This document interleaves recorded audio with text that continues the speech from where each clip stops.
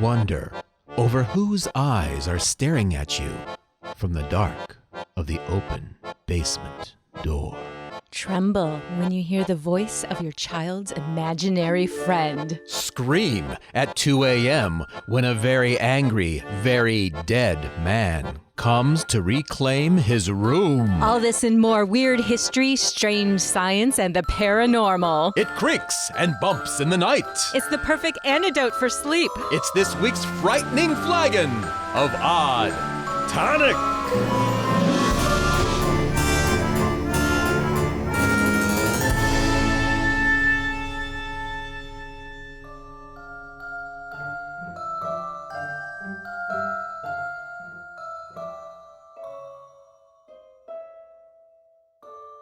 Welcome to the Parlour. I'm Jennifer. And I'm Maxwell. Join us on the settee, dear guest. As part of this month's countdown to Halloween, we're going to draw from the shadows of our letterbox, break the wax seals, and unfold the mysteries that comprise tonight's edition of Parlour Stories, true tales of the unexplained, sent in by listeners just like you. Ooh, it's so delicious to read and share real stories from the Odd Tonic community as we get closer to Halloween. Yes. With the days getting cooler and the trees ablaze in autumn color, and the nights descending on us sooner with the lingering scent of wood fires. A reading of a good old-fashioned ghost story is an extra special treat. Oh, I couldn't agree more, love. And we have some wonderful tales in store this evening, including one that features some interesting EVPs. Ooh! And EVPs are electronic voice phenomenon, if you're wondering. That's right. Recordings of inexplicable sounds and voices caught on digital recording devices. We can't wait to share them. And what else can our dear guest look forward to, my love? A restless slumber, my sweet. Because the stories in these lugubrious letters will continue to haunt deep into the night.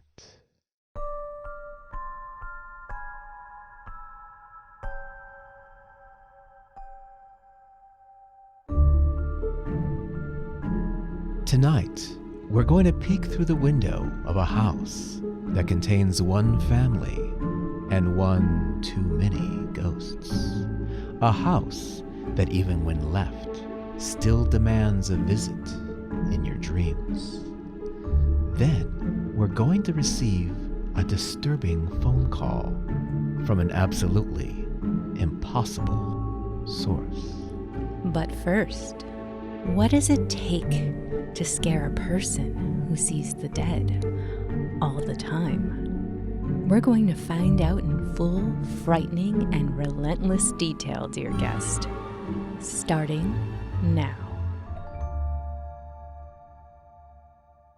My name's April. It's tough to pick one story or find a starting point. I've seen things since I was little, since before I knew what they were. I knew what they felt like, of course. I knew that when they were around, everything would get cold and the hair would rise up on my arms. I knew I didn't like it. I still don't. But it's become commonplace for me into adulthood. My parents raised me primarily in a giant Victorian home built in 1904 in rural North Carolina. They got a good deal on the place, partly because of its ghost stories, and partly due to the repair work it needed to restore it back to its original glory. It was in this house that I blossomed fully into my gifts and came to understand them. Living with ghosts there was like living with extra roommates, creepy, invasive roommates. My first real encounter was in 1989 when I was in second grade. I awoke to a soldier, all in grayscale, marching diligently in front of my bed with his sword cocked on his shoulder. I ran downstairs the next day, recounting my story to my folks, who gave each other the look and finally explained to me what ghosts were. The upstairs of the home, despite being active, was relatively non-threatening. The soldier had been only a one-time sighting, but there were others. A woman and a little girl. There were constant footsteps on the floorboards all night, from the attic, from the hallway. Music boxes would go off by themselves. Jewelry or trinkets would go missing, only to appear in obvious places later, sometimes right in front of your bedroom door. You could sometimes faintly hear the child singing to herself in the darkness. As my family expanded, my two younger siblings eventually spread to the upstairs rooms, and it made sense for me to take a room downstairs. But this came with a problem. I had known not to ever go downstairs at night. The energy there was different. There was a man, someone we'd all come to call the Shadow Man, downstairs. He was cold. He made my stomach churn, and the room I was placed in was decidedly his. Though, even with this knowledge, I still had no idea what I was really in for. Every night, all through my high school years, was a battle with this entity. He hated it when I closed the door and would constantly rattle the old brass knob. It forced me to keep my door open at night, leaving me vulnerable to see him lurking through the downstairs. Around 2 a.m, without fail, he would walk into my room. I could see him, his inky silhouette, and the room would get so cold I could sometimes see my breath. Electronics would flicker. Erratically, my TV would cut on by itself to gray noise. On many occasions, I'd feel him sit on the side of my bed and watch it indent down. As I got older, he became more aggressive. I would wake up with bruises and scratches. Twice, my skin welted from attacks that happened while I was still awake. The claw marks were immediately obvious. The bruises would show up in the morning, massive, golf ball sized, along my knees and thighs. There's one night that I'll distinctly remember forever. He came in, as usual, at 2 a.m. I was frozen with fear, especially as I felt him lay down beside me. I felt the weight of his arm go around me, and I felt a hand press hard to my stomach. Then, pulling,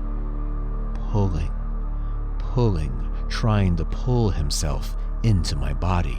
My throat was constricted, my body paralyzed with terror, until I finally found my voice and I screamed for him to leave me alone. He did, temporarily, though he still tormented me throughout my stay with my parents. My friends would never want to stay over, and one friend in particular would throw up every time she stayed with me. She was just as sensitive to him as I was. As the years went on, I came to understand my abilities and am able to connect better with the dead. Sometimes I'll get names or stories. Sometimes they'll give me much more. In 2016, while visiting my parents with a few friends, I made contact with the Shadow Man. I approached him directly in an informal seance. I saw him for the first time, the real him. I saw his sullen eyes, dark and sunken. I saw his daughter, perhaps the same one I had heard singing all those nights before. And I distinctly received from him The horrifying image of him killing her with piano wire. The blood. His guilt. There are no records of the house, nor people alive to confirm the earlier occupants. All I have is what he gave me that day, and that was enough. More than enough. I could write entire books on my encounters with the dead, but I'll leave you with just 2 more. During the time I lived at home, my mother knew our house was haunted, and even enjoyed researching the paranormal, but she never believed some of my experiences. The horror I endured downstairs, the sleepless nights, the terror. Not even after they later turned my room into my father's office and had to remove the door because of the constant, angrily rattling doorknob. It was a point of contention for us, even fights. After I had moved out from my parents, I gained a little more peace after leaving the Shadow Man behind. My ghost encounters never ceased, however, but I had come to terms with, and an understanding of, my connection to earthbound spirits. My friend, Jackie, had moved into her own home too, which was obviously haunted. May was a chatty ghost, a little old lady who didn't want to move on because, well, darn it, she was comfortable there and it was her house. She showed me her sewing room, told me her name. My mom, at this time, was at the peak of her ghost show obsession. She had acquired some investigation equipment and wanted to get May on a digital recorder. One day, I was helping Jackie clean her home in preparation for her birthday party, and Mom was going to come over and try to record May. Keep in mind, she still didn't believe that I could see the dead. While walking back to help set up the digital recorder in May's sewing room, I passed by the bathroom. What I saw has stayed with me, haunts me, due to the intense sadness of it. There was a young man in there, all grayscale as they usually are when I see them. He was gripping the edge of the sink and peering into the mirror, anguished. I startled and immediately alerted my mom and friend that someone else was here. Someone not May. "All right, April," my mom had said, sarcastic, rolling her eyes as she set up the digital recorder in the back room. We proceeded with the party, and I didn't see the young man again, although there was a flux of activity. Doors opening, gusts of cold rushing by. This wasn't a May signature. She was quiet and non-confrontational. The following day, my mother called me, frantic, apologizing. "I'm sorry I never believed you," she kept saying. I finally got her calmed down enough to tell me what had happened.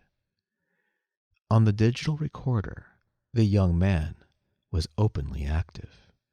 He's heard clearly pounding on the recorder, exclaiming into it, "I am alive," over the top of the background noise of a few of us talking on the other side of the house, desperately trying to get our attention. The agony of the newly departed spirit has stayed with me, his intensity. He must have found his way because he didn't stay long after that in Jackie's home. My hope is that he crossed over, as he was supposed to. Would you like to hear some EVPs? Yes, please. All right. These were sent to us by April. Now, she sent us a few, and a few of them, they're all very good. A few of them I would classify as Class C EVPs, where you can definitely hear a male voice that is not theirs, whispering, and I can't quite make out what he's saying in most of them. But there are two that are total standouts for me. Okay. and one I would rate, I think, as a Class B. I'll save that for the second one. Okay. Listen to this, and keep in mind that the party was going on in the other side of the house. Mm-hmm. You can hear it. People are talking and laughing. These are sounds being made by somebody who was not corporeal in the room. Listen to this. Okay.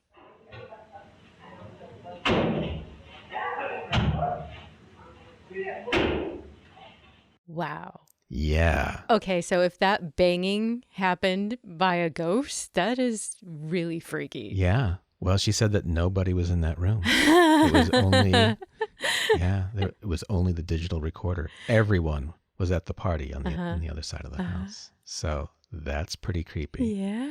So let's listen to the other one. You're going to hear some voices immediately. Mm-hmm. This is, again, the sound of people on the other side of the house, like before. But what you want to be listening for is a voice that sort of pops up in between the spaces of conversation. When there's a slight lull in the conversation, you actually hear 3 bits of whisper. And if you listen very closely, you hear, I am alive. All right, listen to this. Okay. Brown is I was so stoked that I came alive. Brown is I was so stoked that I came alive. Could you hear it? Yeah, I could definitely. I think it helps that you told me what to listen for, but I definitely can hear it. Definitely the alive bit that came out loud and clear, and it makes you wonder in the ghost realm, was he screaming at the top of his lungs, but all we could hear was the whisper? Oh my goodness. Oh, good stuff. Yeah, thank you, April. That's wonderful. Okay, let's get back into our story. Yeah. Time passes. I have my own home in another city, and now I have a son. He's gifted also. It's obvious to tell by his questions about the dead, who he sees sometimes when visiting friends. The new house had a lot of strange energy, and shortly after moving in, my son starts telling me about Gerry. Gerry said this. Gerry said that. I wasn't sure if it was an imaginary friend scenario or a resident ghost. I had seen fragments of someone walking, little indications of someone or something was around, but I could never make contact or see anything concrete myself. My son was adamant, however. One day, I get a call from my son's daycare. They were clearly nervous, unsure of their words. The lady on the line finally launched into it after she found her courage. Sully has been telling us that his friend Gerry has been coming to school with him. He tells us that he's a ghost. She paused there, and given that we live in the South, I was waiting for some spiritual lecture to follow, but was unprepared for what she said next. I'm not sure what you can do, but we're all terrified here. Things have been coming off the shelf and moving around here. Sully tells us that it's Gerry. I tried to assure her that I'd see what I could do. I had a more in-depth conversation with my son after this. What does Gerry look like? I asked. A clown, he said confidently. A clown. My son is being haunted by a clown ghost. This was a first for me. I followed the protocols of saging, which only seemed to work temporarily. One night, I felt the presence especially and could see something dark pacing in front of my room. I had to go to the bathroom, and no sooner had I sat down than the light above me exploded. Things escalated for a while after that. I felt like I was constantly at war with Gerry. Once when I asked my mother's help to clean him out of there with sage, He threw a box of tools from the shelf in the kitchen. Every time I would have to discipline my son, I'd feel him rush at me, a burst of shadow and cold air. He didn't like me to ever raise my voice at or discipline Sully.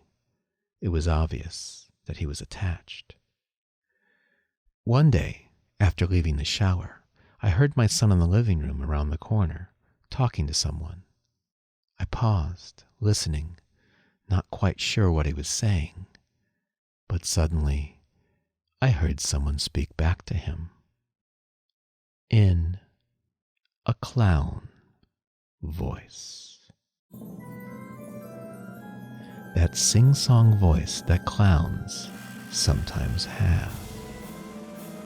Gerry was around the entire time I lived in that house, and it was only a couple of years ago that I moved. It seems that Gerry stayed with the house, and, eventually, my son stopped talking about him as much. Although, he's happy to recount his time dealing with Gerry, the clown ghost.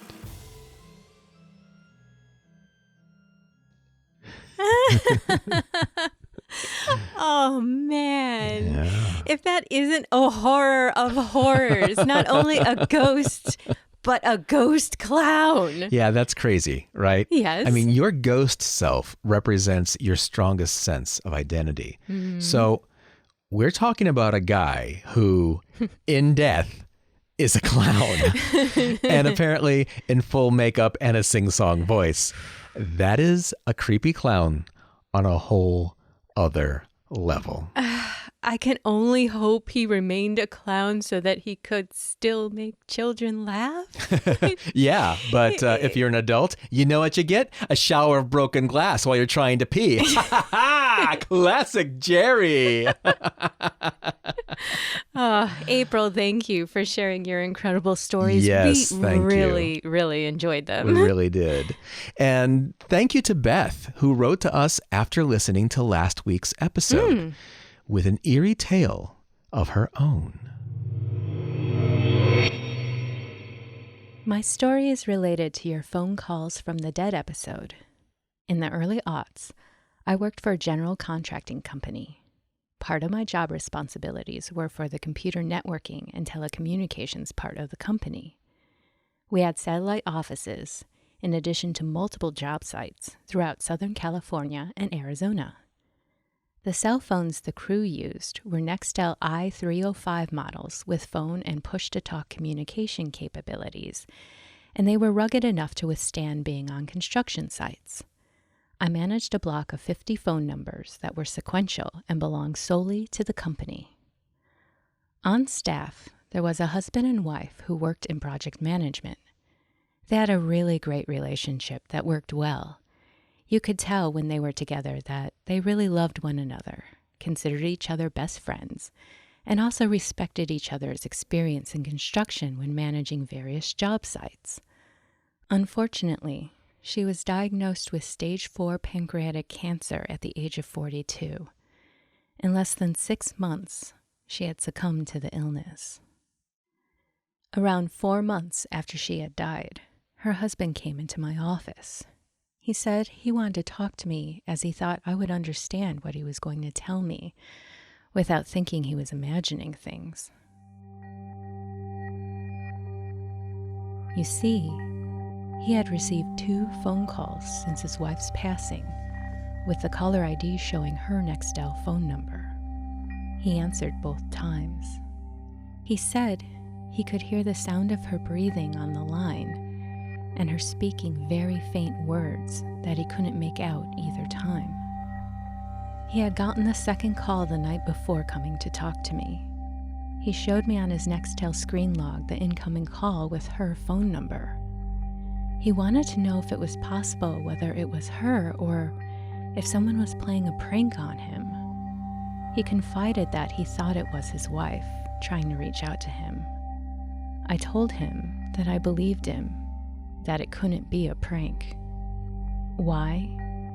Because I had her physical phone locked in a drawer in my office, along with other equipment. I opened the drawer to show him the phone. to prove that it wasn't possible for it to have been used, I showed him that I had removed the battery at the time of storage to prevent corrosion until I could put it back into circulation. Not only that, but when she had gone on disability leave, I had the phone number deactivated, and the number hadn't been assigned or activated on another device since she had been the last user. Needless to say, yes, I do believe it's possible for there to be after-death communication via telephone. Wow. This is amazing and so everyday real. Yeah, it's stories like this one that really puts a full stop on the conversation of whether this phenomena is real. I mean, look at the call logs. Right. Look at the physical evidence. There's no ambiguity here. Oh, yeah. The only question is, was it his wife or was it the husband's subconscious pulling a psychokinetic fast one on him? Yeah. Well, if you keep listening to Odd Tonic, dear guest, you're going to see that there is an undeniable amount of evidence suggesting that there is an afterlife. So my vote is, it's her. It's his wife. I think I agree. I only wish that for him that he could have heard what she was trying to say. Yeah. Beth, thank you for sharing your story. And if you'd like to share your true experience of the unexplained, send your story to the Parlour at oddtonicsociety.com. Either spelling of Parlour is fine. When we return, we'll clock in at another workplace that has some ongoing unearthly goings-on, and we'll decide on what's worse, having to change an extremely messy poopy diaper, or the invisible angry thing behind you while you're having to change an extremely messy poopy diaper. You're listening to Odd Tonic. Come for the spooky, stay for the poopy. We'll be right back.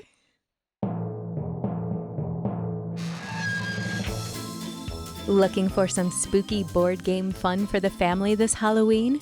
Check out Horrified Universal Monsters by Ravensburger Games. Frankenstein, Dracula, the Wolfman, and other iconic horror film monsters descend upon your village to wreak havoc, hunt heroes, and terrorize villagers in this cooperative board game.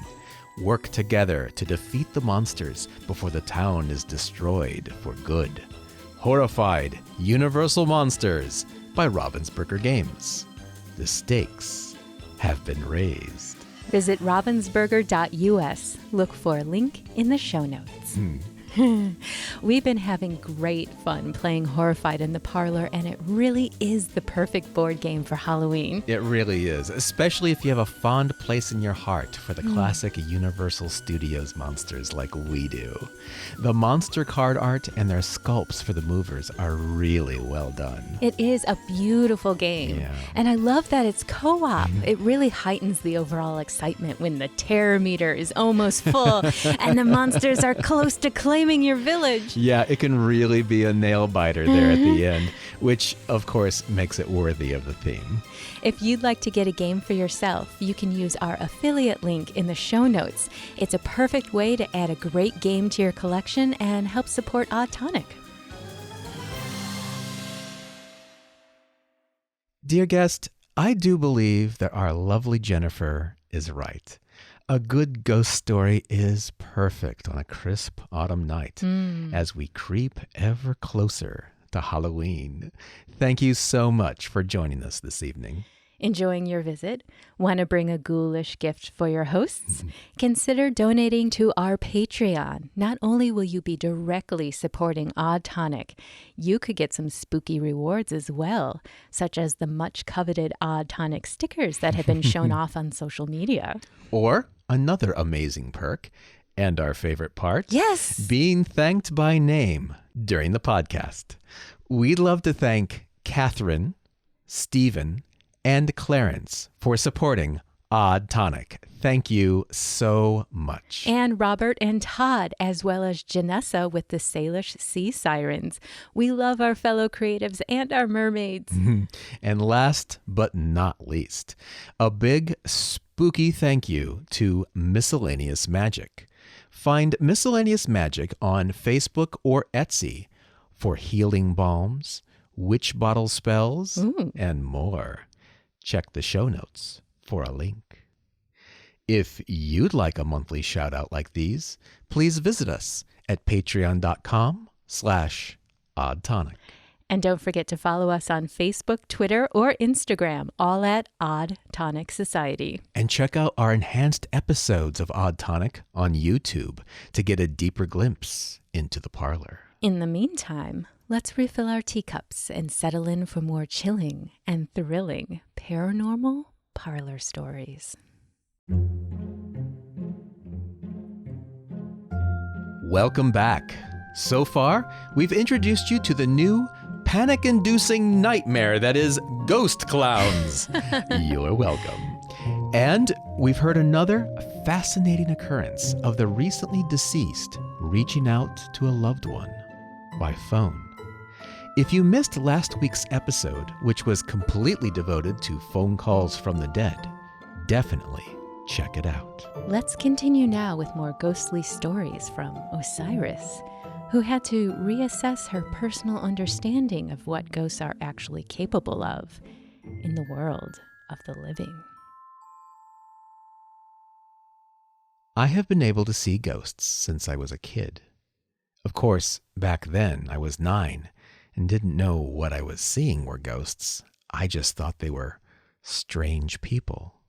For example, my twin sister and I would be playing at a park in the snow in New York City, when suddenly I would see a woman or little girl dressed in Victorian clothing walking along the street.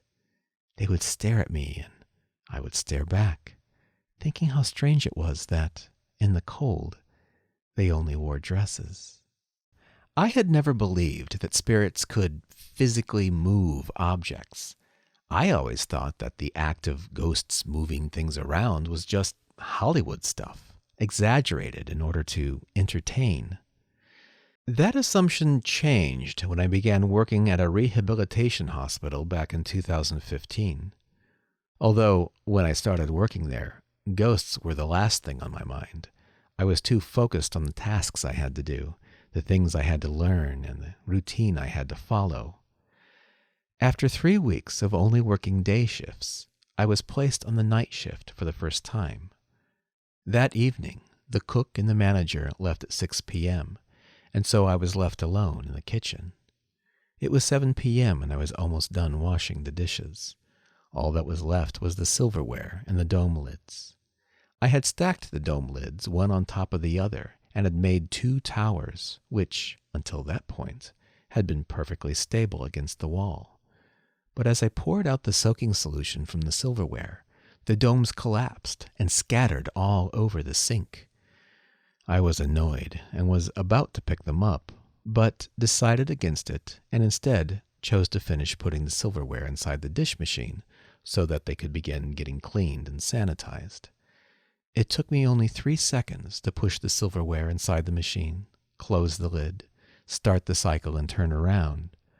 But when I did, I was shocked to see that the lids had been stacked back up again. There they were, the dome lids, neatly lined up in 2 towers, like before.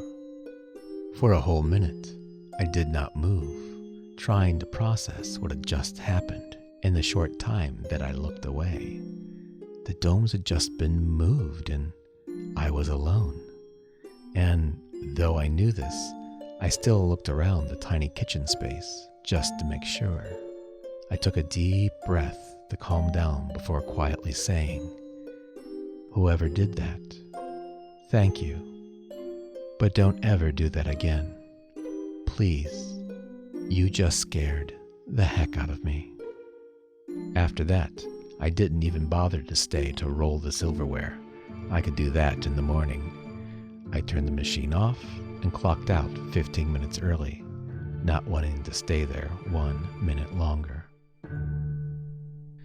That was the first and last time something has moved on its own, and it has not happened again since.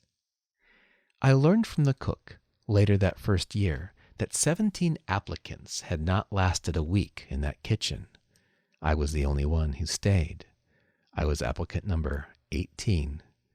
Whether it was due to the paranormal or not, he did not say. Now it's 2019, and my sister and I still work in that hospital. I, like all other staff who have come and gone in that kitchen, realized all too quickly that the kitchen is very much haunted. The old staff that still remains has been there longer than 3 years, and they've heard voices, have had things move on them, and have been pulled, chair and all, against a wall while taking breaks. I've been told that the hospital's night guards often choose to transfer to other hospitals. In total, the night guards have changed 10 times since I've worked there, and no one has been able to tell me why they don't last. Until last year. One of the guards finally opened up about what happens at night in the kitchen. This was told to her by one of the day guards, whose night guard buddy transferred unexpectedly. He said the night guard did not transfer, but quit. According to him, this night guard would always come into the kitchen for coffee around 9 p.m. And every time he would, he said he would see or hear the sinks running, but didn't think anything of it because, quote, someone all dressed in black would walk in and out of the corner of his eye as he made coffee in the kitchen.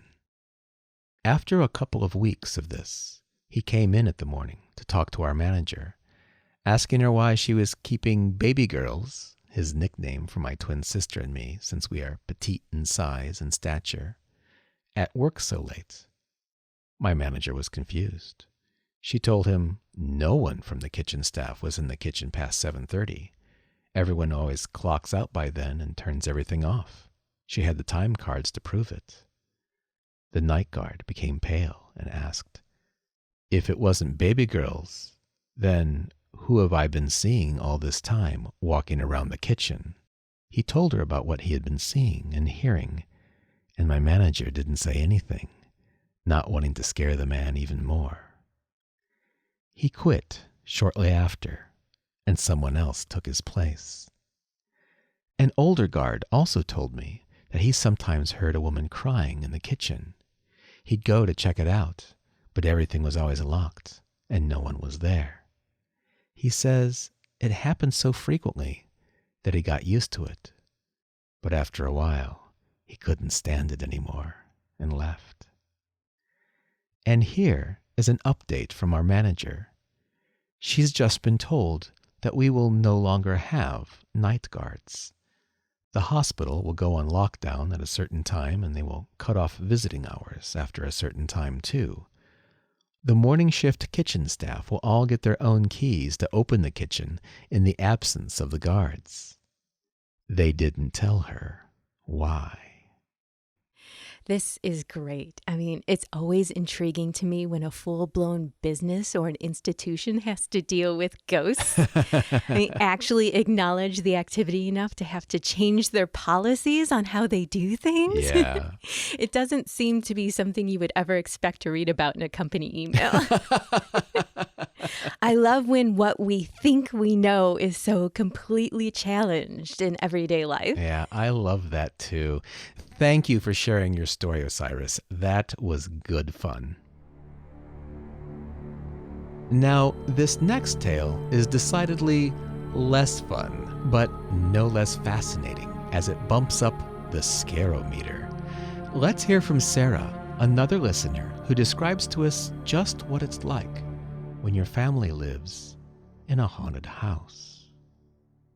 I was 3 when my parents divorced. When my mother met my soon-to-be stepfather, she, my brother, and I were living in a very tight one-bedroom apartment in Wisconsin. In 1984, the year they married, we moved across town into an upstairs of a duplex within what used to be a single-family house from the early 1900s. All was relatively uneventful for the next couple of years. My brother and I shared the bedroom in the front of the house, and my parents had the second bedroom down the hallway at the back of the house. Their bedroom also had a stairway that connected to the attic, and a closet that was actually stairs to the downstairs apartment. There was no physical ghostly activity in the upstairs apartment, but there was a feeling at times that there was a presence in their room or in the hallway leading to it. My youngest brother was born in 1986, and after a year and a half of sharing the still smallish upstairs apartment of the duplex, the downstairs neighbors moved out, and we let the landlord know that we wanted to move to the larger space down there. He decided that, before we moved in, he wanted to complete some remodeling. It was 1988 when we finally moved. I was 11, my middle brother was 8, and my youngest brother was 2. We had the full bottom half of the house and about half of the basement. The other half of the basement was filled with building materials from the construction. It included 2 locked rooms and a section of the main room that was under our kitchen area upstairs. This was curtained off from us. The remaining section of the basement was our family room, our laundry, and a spare room that was to become my future bedroom. The activity started shortly after we moved in.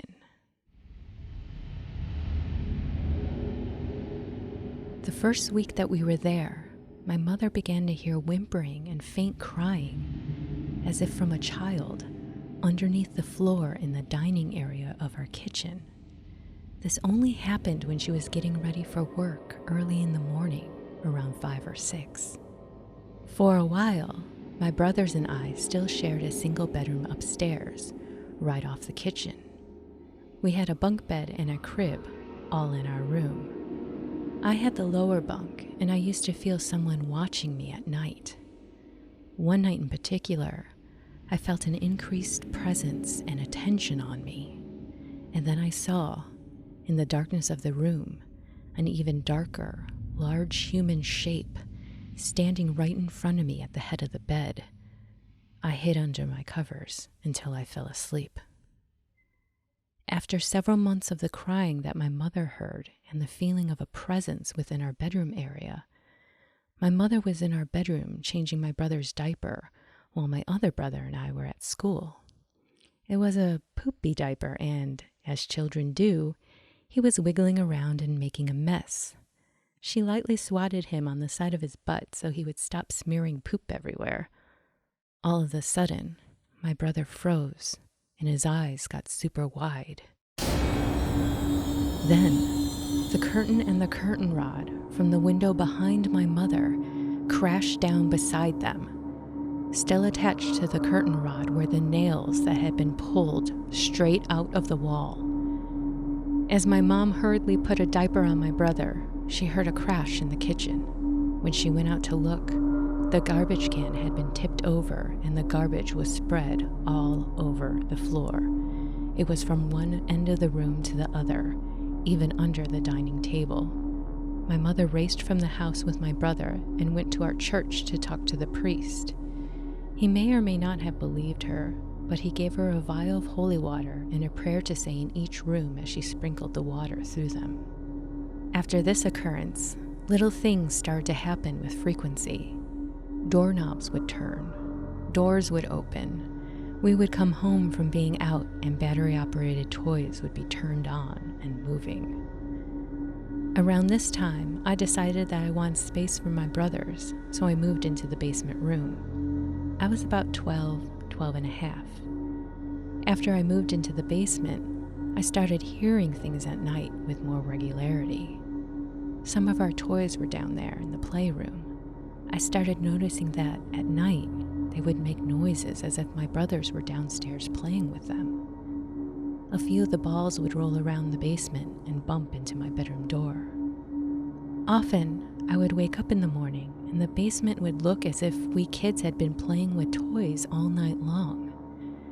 Occasionally, the washing machine, which was just outside my room door, would sound like someone was kicking or sitting on it. I also heard light knocking on my door, occasionally at first. and then more and more frequently. I would go to answer it, and no one would be there.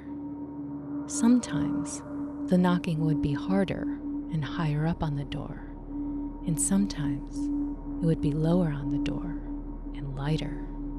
Sometimes it was just a scratching sound. After a while, I stopped answering my room door entirely. I also started to hear the basement stairs creak, as if someone was going up and down them again. Meanwhile, upstairs, the rest of my family were hearing feet scampering through the kitchen. Several nights, while my brothers laid in bed, they would hear the feet scurry up to their room and just stop at their bedroom door. My brothers have told me that they used to just lie there, listen, and wait to see what happened. My mother, whose bedroom was also just off the kitchen, remembers hearing the footsteps running into her bedroom up to the side of her bed, where she says it all of a sudden got very cold.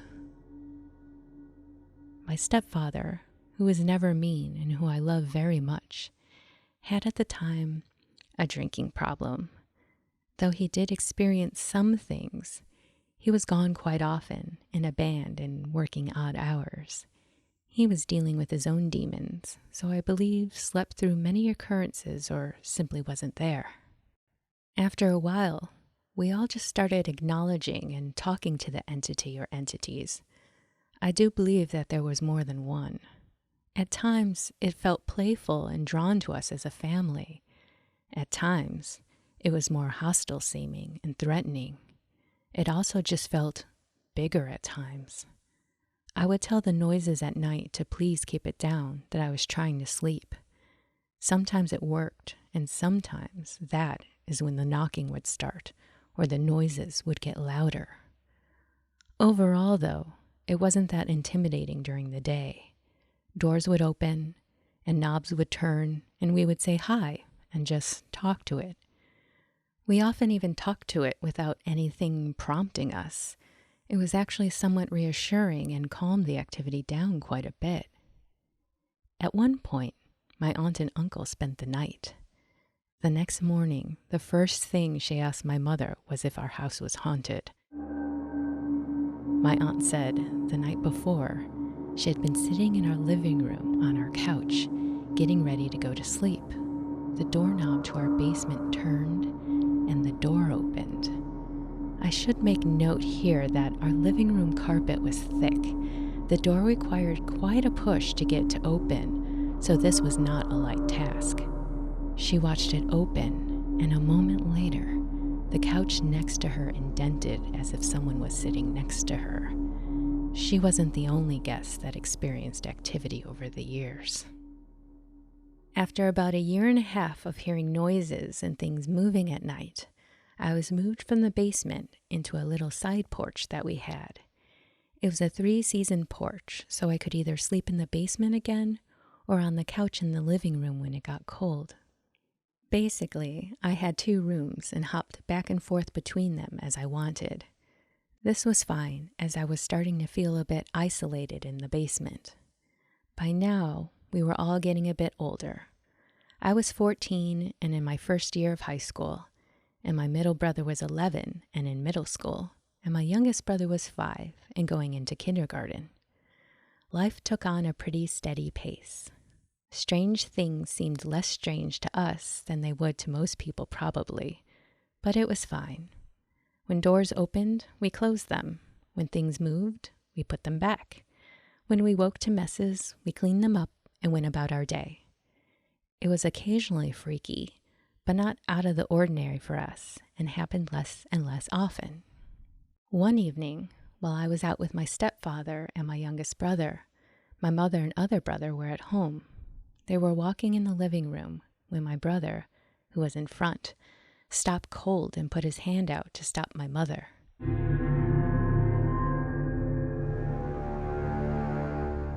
Together, they watched the basement door slowly open, and in the dark stairway down to the basement, 2 glowing red eyes were looking right at them.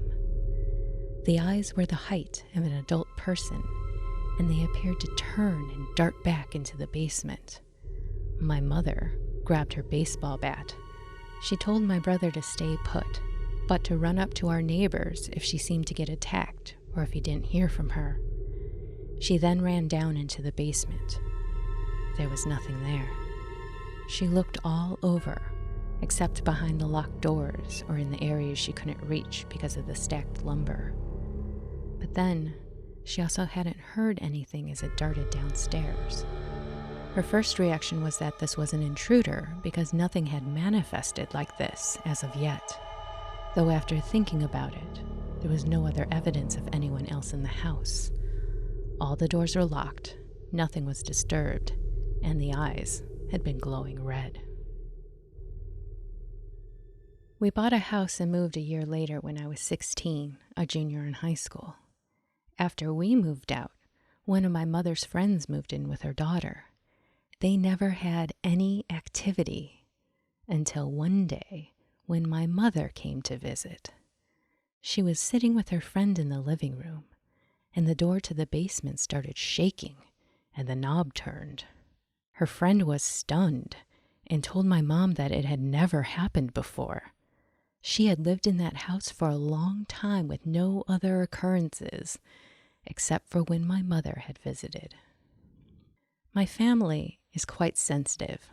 What we experienced in our family home is by no means my only experience with an entity, but it is the most personal one because I feel like we were singled out and communicated with, played with. Again, it may be because we are sensitive. My youngest brother and I both experienced sleep paralysis on many occasions. My middle brother has experienced astral projection. I tend to dream life-changing events before they happen. I believe that because of our sensitivity, we were latched onto.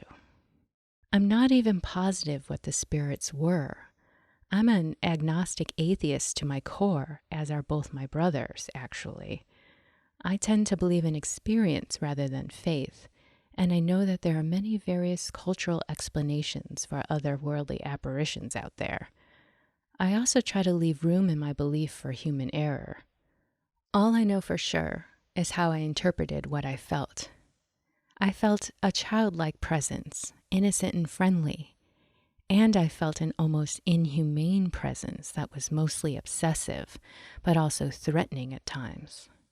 I also know that since I moved away from home at 18, I have been having a reoccurring dream. I enter an old house, generally a physical mix of houses that I've experienced, but I know it is the house I grew up in. I'm always going in there with trepidation, and I'm always looking for someone, usually my mom. I work my way through the house and end up in the attic. Within the attic, I find a tear in the wall. I enter the tear because I know I need to in order to find the person I'm looking for. I work my way through the walls of the house into the basement where it's deeper and darker and empty of things. Within the house, somewhere during the dream when I am looking for my mother, I find her. I desperately attempt to leave, but I'm unable to get out unless I leave her behind. This alters a bit when it's not my mother that I'm looking for, but when it is my mother, this happens every time. Sometimes I wake up before I get to that point, but sometimes I wake up crying because I have to leave her alone in the house.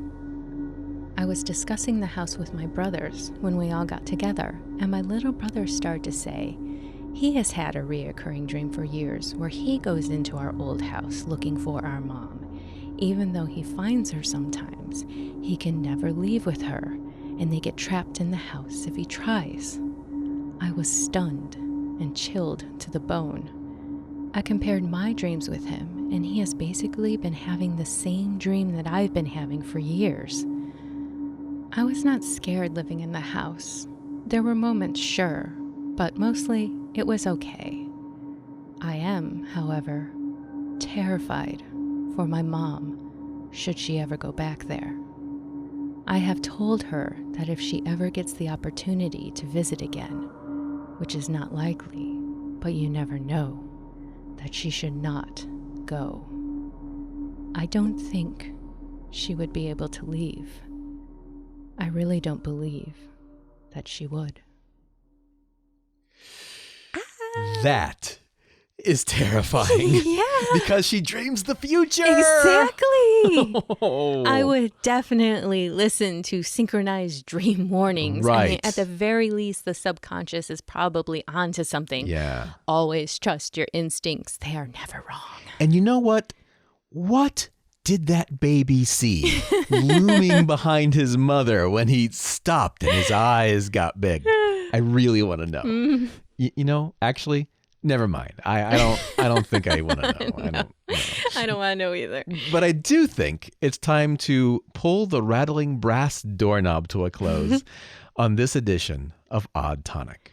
If you'd like to share your true story of the unexplained, please send it to us at the Parlour at oddtonicsociety.com. Either spelling of Parlour is fine. And remember to subscribe so you never miss a show. And leave us an iTunes review so other connoisseurs of creepy can find us too. And check out our Odd Tonic YouTube channel. All of our episodes reside there with visual enhancement. Like your favorites and leave us a comment. We'll be back next week to continue our countdown to Halloween with more weird history, strange science, and paranormal peculiarities. This is, dear guest, goodbye for now. But remember, if, late at night, you ever return home to find toys scattered across your living room floor, their lights blinking, gears turning, noise blaring as if they've been placed and activated by invisible hands, don't worry. It's just us. Good night.